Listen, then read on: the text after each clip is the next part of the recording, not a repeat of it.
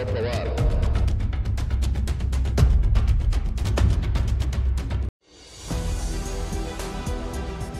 नमस्कार, मैं हूं संजीव श्रीवास्तव। आप देख रहे हैं 4 PM news network.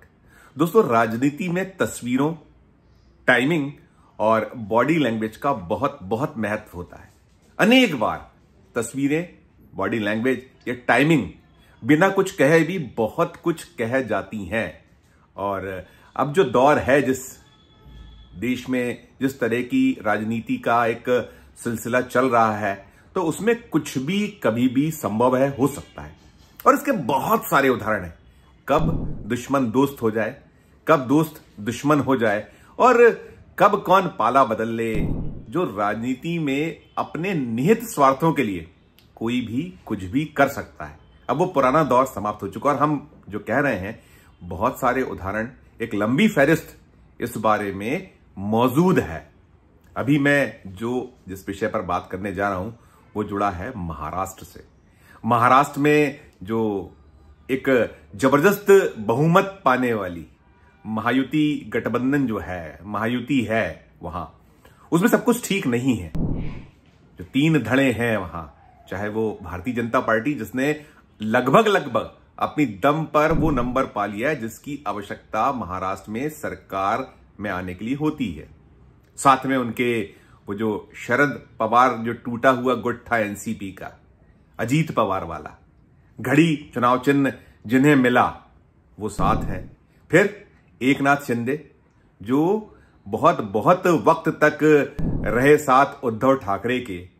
Uddhav Thackeray ने कहीं ना कहीं उसी दल में उन्होंने ककहरा सीखा, वो राजनीति का।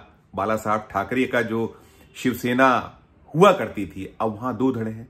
वो आज भारतीय जनता पार्टी के साथ है, उद्धव ठाकरे अलग हैं, उधर शरद पवार अलग है। ये 3 धड़े हैं।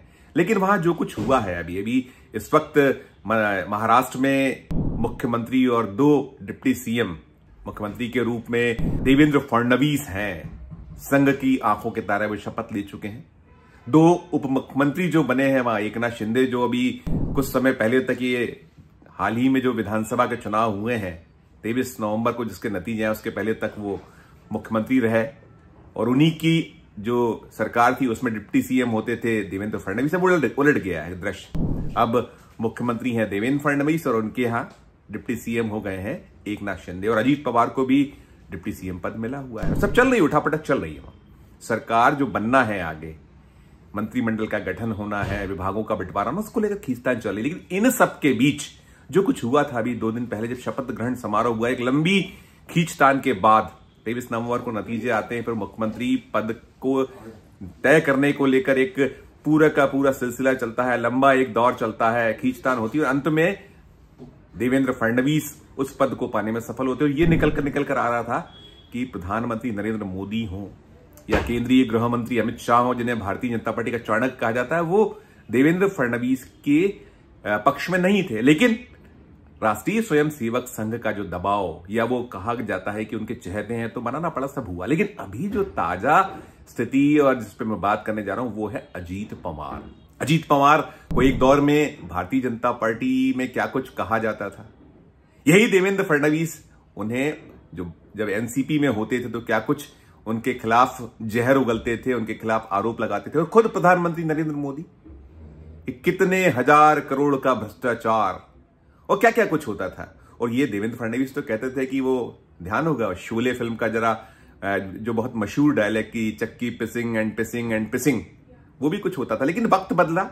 एक दौर ऐसा हुआ कि साल 2019 में चचा को धोखा दिया भतीजे अजीत पवार ने, और साथ हो गए भारतीय जनता पार्टी के, और अल सुबह डिप्टी सीएम बन गए थे। फिर वो सरकार नहीं चल पाई थी, वो सब कुछ हुआ था। बाद में अलग अलग फिर तस्वीर बदली।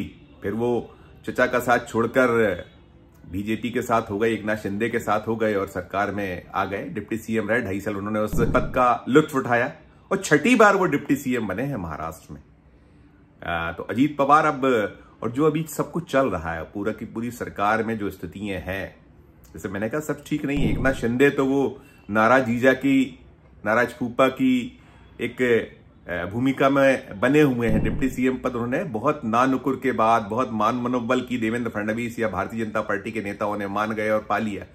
अब जो लाई है वो अपनी जगह, लेकिन अभी जो तस्वीर है, और जो मैं एक और उस तस्वीर का भी जिक्र जरूर करूंगा, मैंने कहा ना कि तस्वीरें बहुत कुछ बयां करती हैं, बॉडी लैंग्वेज बहुत कुछ कहती है राजनीति में। तो वो जब शपथ ग्रहण समारोह हुआ था मुंबई में सीएम और डिप्टी सीएम पदों को लेकर, तो प्रधानमंत्री नरेंद्र मोदी का जो बॉडी लैंग्वेज थी, उनके चेहरे के जो हाव भाव थे, उस पर बहुत खबरें, बहुत मीमांसा उसकी निरंतर हो रही है कि जब वो अजीत पवार से मिलते हैं तो उनका रुख और रवैया कुछ होता है, जब वो एकनाथ शिंदे से मिलते हैं तो कुछ और होता है।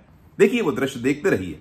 हम कहते हैं अपने डेस्क के दिखाएं वो दृश्यों को, और फिर देवेंद्र फडणवीस की शपथ और उनसे मेल मुलाकात, फिर एक वो तस्वीर जो खींचनी थी उसमें प्रधानमंत्री कैसे मुंह मोड़ते हैं देवेंद्र फडणवीस से, चले जाते हैं धीरे से। देखिए वो तस्वीर, जो मैं कह रहा था कि तस्वीरें बहुत कुछ बयां करती। फिर करूंगा आगे की बात।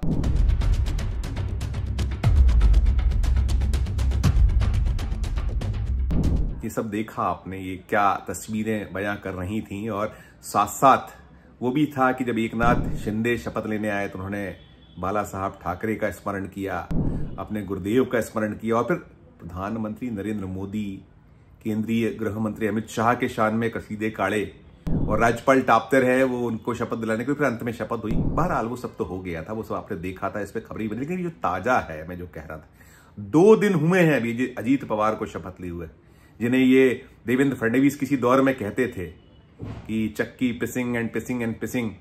अब उनके जो 1000 करोड़ रुपए की संपत्तियां इनकम टैक्स ने एक दौर में अटैच कर ली थी, वो संपत्तियों को रिलीज कर दिया गया है इनकम टैक्स ट्रिब्यूनल द्वारा।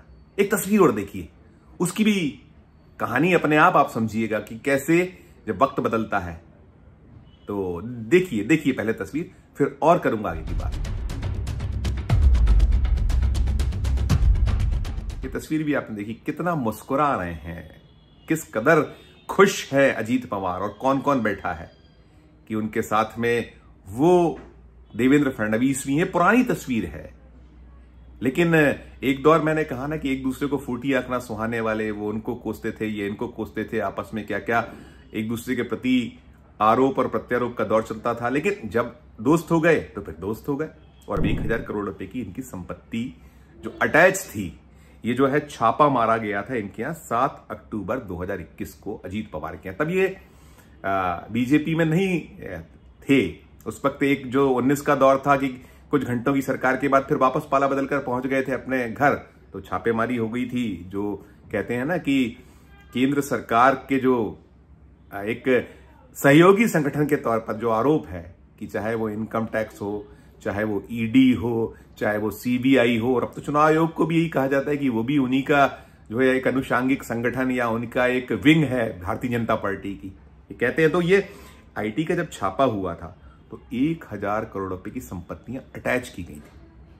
अब ये शपथ ग्रहण के ठीक 2 दिन बाद, मैंने कहा ना टाइमिंग का बड़ा खेल है, टाइमिंग बहुत कुछ कहानियां कहती हैं। ये अजीत पवार की 1000 करोड़ रुपए की संपत्तियों को जो अटैचमेंट था उसे समाप्त कर दिए गए।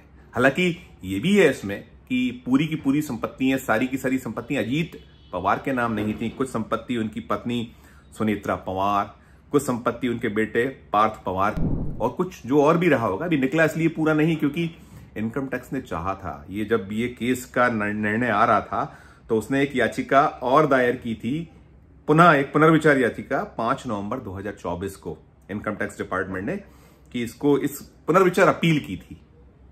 तो अपील को अब खारिज कर दिया गया है। ये जो सरकार बन चुकी है, मुख्यमंत्री हो चुके हैं देवेंद्र फडणवीस, और बहुत मदद की है अजीत दादा पवार, जो महाराष्ट्र के बड़े ऐसे नेता हैं, मराठा नेता, जिन्होंने चाचा के साथ जो छल कपट धोखाधड़ी के आरोप उन पर हैं, और वो डिप्टी सीएम अब पुनः बने 6वीं बार है, तो उनको जो ये खिलाफ था उसको खारिज कर दिया गया। 30 से ज्यादा संपत्तियां रिलीज करने का आदेश, सीज थी जो संपत्तियां इनकम टैक्स में, उसको इनकम टैक्स ट्रिब्यूनल दिल्ली जो है उसने रिलीज करने का ऑर्डर कर दिया। दिल्ली ने किया है, गौर करिएगा। और इसमें क्या है, 400 करोड़ रुपए से ज्यादा मार्केट वैल्यू की जरंदेश्वर शुगर मिल फैक्ट्री ये है। साउथ दिल्ली में 20 करोड़ रुपए का एक फ्लैट है। पार्थ पवार यानी उनके बेटे का निर्मल ऑफिस, इसकी कीमत 25 करोड़ रुपए है। गोवा में 250 करोड़ रुपए का निलय रिसोर्ट्स ये छोड़ा गया है। पुणे, मुंबई समेत महाराष्ट्र भर में 27 अलग अलग जगहों की जमीन छोड़ी गई है जो अटैच थी, उसे मुक्त कर दिया गया। तो ये टाइमिंग है कि अभी शपथ ली है 2 दिन पहले अजीत पवार ने और ये उनकी संपत्ति रिलीज कर दी गई है। और ध्यान होगा जो अभी हाल ही में हलफनामा है, चुनाव लड़े थे जब अजीत पवार, तो अजीत पवार ने जो अपना हलफनामा दिया है इलेक्शन कमीशन ऑफ इंडिया में, उसमें अपनी नेटवर्थ 124 करोड़ रुपए बताइए। 124 करोड़ रुपए जो उनकी कुल नेटवर्थ अजीत पवार ने दी है। और उन्होंने कहा है कि उनके परिवार के पास में कुल कैश 14.12 लाख, तमाम जो बैंक हैं उनमें अकाउंट जो है अकाउंट्स में 6.81 करोड़ रुपए। फिर उन्होंने ये बताया है कि कुछ टोयोटा कैमरी, होंडा CRV और एक ट्रैक्टर, ये 3 संपत्तियां, उनकी जो चल संपत्तियां उसकी कीमत 75 लाख रुपए है। पत्नी सुनेत्रा पवार के पास 10 लाख रुपए की गाड़ी है। इस तरीके का पूरा एक ये दृश्य है। लेकिन 1000 करोड़ रुपए की जो संपत्तियां अटैच थी उस छापे के बाद 2021 के, उन्हें रिलीज कर दिया गया। तो यही राजनीति है, यही खेल है। और किससे क्या छुपा है, बहुत ऐसी लंबी फहरिस्त है हिंदुस्तान में कि जो कल तक दुश्मन होते थे आज दोस्त हैं, जो नहीं समझते बूझते हैं तो वो आज भी दुश्मन हैं। लंबी फहरिस्त में जब बात करता हूं तो आप गिनिए, मध्य प्रदेश में ज्योतिरादित्य सिंधिया, आप उत्तर प्रदेश चले जाइए, आप और राज्यों में चले जाइए, पश्चिम बंगाल चले जाइए, वो लोग जिन्हें प्रधानमंत्री नरेंद्र मोदी हो, उनका कुनबा हो, हर एक शख्स बीजेपी का पानी पी पी कर कोसता था चुनाव मंचों से, सार्वजनिक कार्यक्रमों में, और जब जिसको अवसर मिलता था आड़े हाथों ले देता था। लेकिन वही है ना, मोदी वॉशिंग मशीन भी तो है और मोदी वॉशिंग पाउडर है। कितने ही आप क्यों नहीं, जो आपके कपड़े हैं, जो आपका ये जो आर्थिक रूप से चरित्र नहीं उज्जवल है, अगर वो काला भी रहा है अतीत, तो वो आप इस वॉशिंग मशीन में जाइए, इस वॉशिंग पाउडर का उपयोग कीजिए, Modi washing powder, Modi washing machine, और आप धुलकर साफ, एकदम पाक साफ, दूध सी सफेद उजले हो जाते हो। तो कुछ ऐसा ही। और फिर ये भी है कि आपकी जब वक्त के साथ निकलता है तो आपका जो चाहे संपत्ति अटैच हो, कुछ हो, इनकम टैक्स धड़ाधड़ छोड़ता है। इसमें उसने कह दिया है, उसकी ये इनकम टैक्स की जो ट्रिब्यूनल है, उसने ये कहा गया है उसकी ओर से कि जो संपत्तियां मुक्त करने का आदेश सुनाते हुए कहा गया है कि किसी तरह का कोई गैर कानूनी हेरफेर के सबूत नहीं मिले, यानी कुछ हेरफेर नहीं हुआ इस पूरे मामले में, कोई गैर कानूनी कुछ होने के सबूत नहीं मिले। फिर बेनामी लेन देन की बात भी स्पष्ट नहीं हो पाई। ये ट्रिब्यूनल ने कहा है। जो अजीत पवार की संपत्तियां जो छोड़ी गई हैं, सभी बैंक ट्रांजैक्शन सिस्टम के जरिए हुए हैं। ये भी इस जो फैसला है ताजा, जिसमें 1000 करोड़ की संपत्ति छोड़ी गई, सब कुछ क्लियर है। तो यही है राजनीति, यही खेल है, और शायद यही वजह है। और उसके पीछे ये भी अब तलाश की जा रही है कि ये इतनी मेहरबानी मोदी साहब आखिर क्यों कुछ कर रहे हैं। अभी 2 दिन तो हुए हैं, वो फिर सबको कनेक्ट भी किया जा रहा है कि कहीं कुछ बड़ा खेल तो फिर महाराष्ट्र में नहीं होने वाला है।